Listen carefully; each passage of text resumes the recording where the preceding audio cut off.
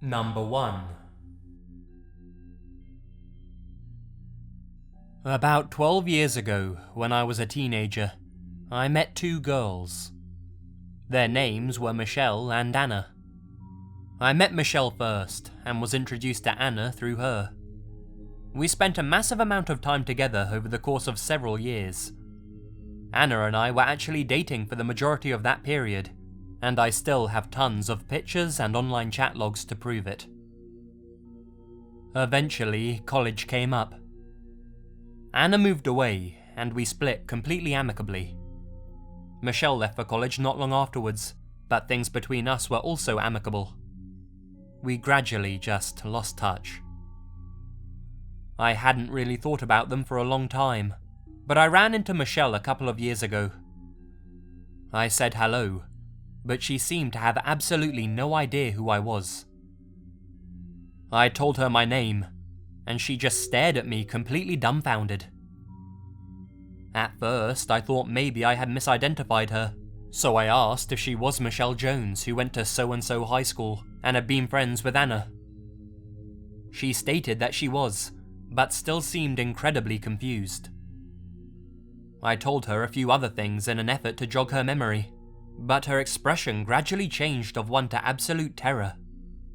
She became angry and started yelling, "Who the fuck are you? Get away from me!"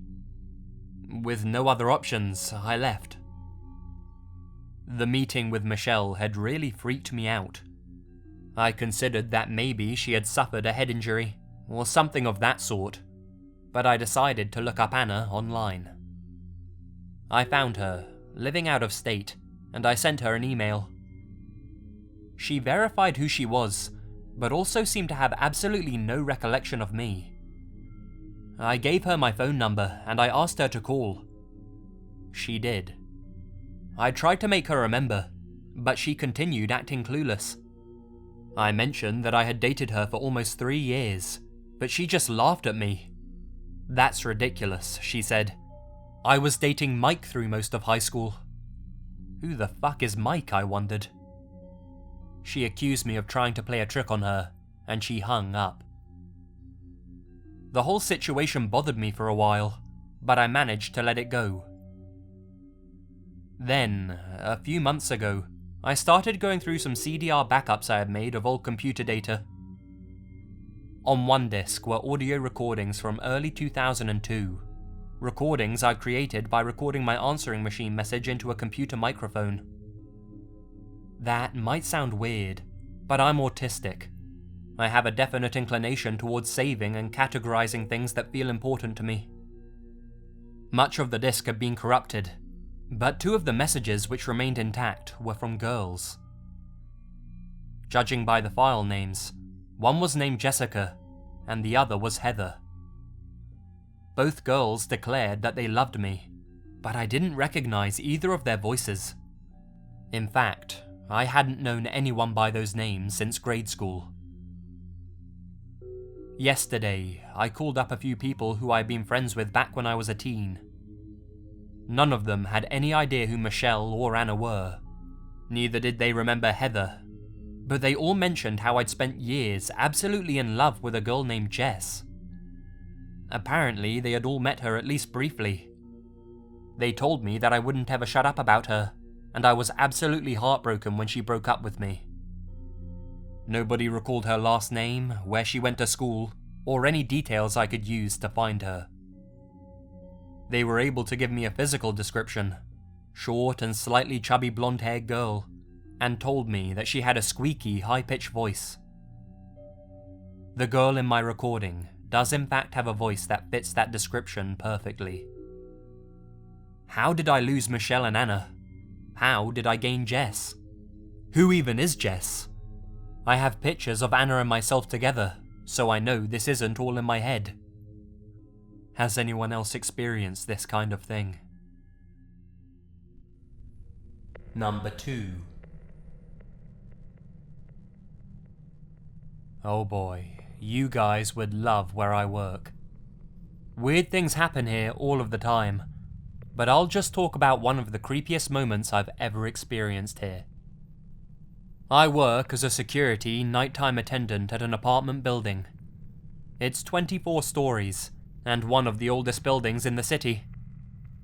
One night, I'm sitting here when the phone rings at about 3 AM, and I answer with, "Hello, this is Sam at the front desk. How can I help you?" The voice on the other end sounded female, but was totally garbled, and the only bit I could make out was 23rd floor. I tried to tell the person that I couldn't understand them, and asked what apartment they were in. But again, a garbled response, and 23rd floor. After the third time of trying to understand them and the same response, I said that I couldn't understand them, but that I'd come up and meet them in the hallway. So, I go to the main elevators, and both of them are up on the, surprise, 23rd floor. Luckily, we have an older service elevator, and that one's only on the 7th floor, so I call it down. I get in, and I hit the button for the 23rd floor, but it won't move, and the inner door won't close. So I go to unlock the reset panel, and boom, we start going up, door still open. I'm freaking out, and the elevator is shaking because it goes really fast and is quite old. As I'm going up, I just stay towards the back, and finally, I reach the 23rd. I step out, and the door closes just fine. I look around the hallway. There's nobody around. I walk along slowly, trying to listen for anyone awake who might have called, but there's nothing. So now I head the opposite direction, and I go towards where the regular elevators are. And when I get to them, they're just sitting there, with their doors open. I was pretty freaked out, but I knew it could just be the elevators on the fritz. So I get in, and I figure I'll just reset them when I get back to the first floor. That's when I hear the sound of the back stairwell closing. So I quickly get out and I go to the stairwell, and lo and behold, no one's there. But the maintenance door to the machine room is ajar, and at that time, I'm the only one in the building with a key. At the top of the building is a large machine room housing all of the really loud machinery, and allows access to the roof. I don't like going into it because it's creepy as fuck, and no one ever goes in there.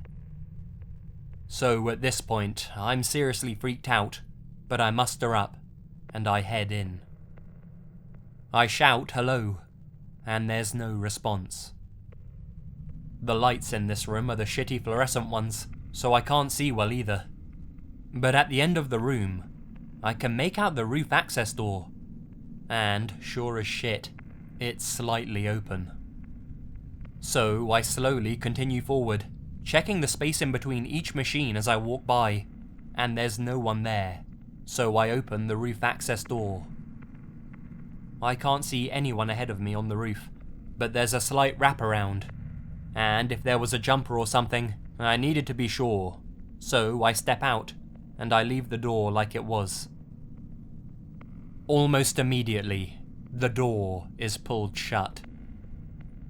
Now, I might have written this off as the wind or something, but this door is hard to shut, and hard to open. I mean really hard. I immediately grab the handle and yank it open, slam it behind me, and run straight for the maintenance room. It automatically locks when it's closed, so I slam it shut too, and I go back to the 23rd floor hallway. I get into the elevator, for which the doors are still open, and I go all the way down to the first floor. I go back to the main lobby, and as soon as I sit down, the phone rings. I pick it up, and I don't say a word.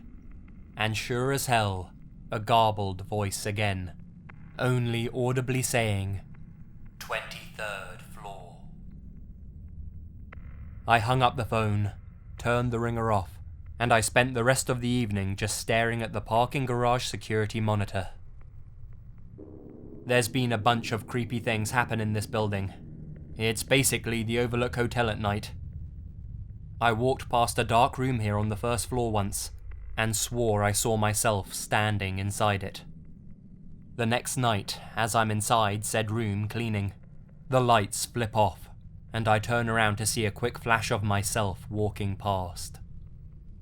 I don't know if this is a glitch or paranormal, but it's creepy as all hell. Number 3. I've got an experience to share. It didn't happen to me though. Let's call the person it happened to Bob. So, Bob is nearly 50 years old. He's a self-made man. He's one of the most rational people I've known in my whole life. I was very surprised to hear this story from him. But here it goes. When Bob was working somewhere else a few years ago, he used to have a very close friend and colleague. One Saturday, they met with each other. Let's call his friend Phil. Now, Phil was a man known to keep his promises and stay true to his word. He was a man of great honor and pride. What I'm saying is, he would always follow through with what he said. So, on Sunday, they part their ways, and Phil promises to meet him in the next week. On Wednesday night, Bob has this weird dream, where he sees Phil walking towards him with a serene smile on his face, wearing all white and barefooted.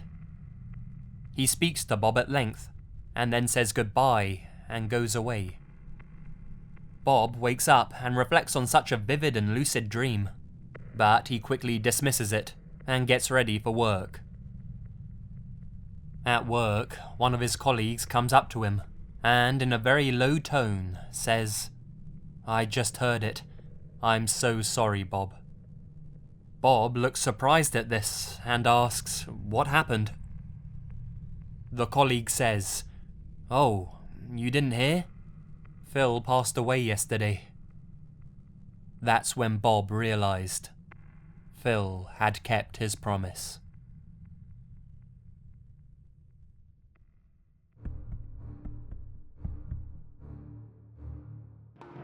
Hi guys, Lazy here.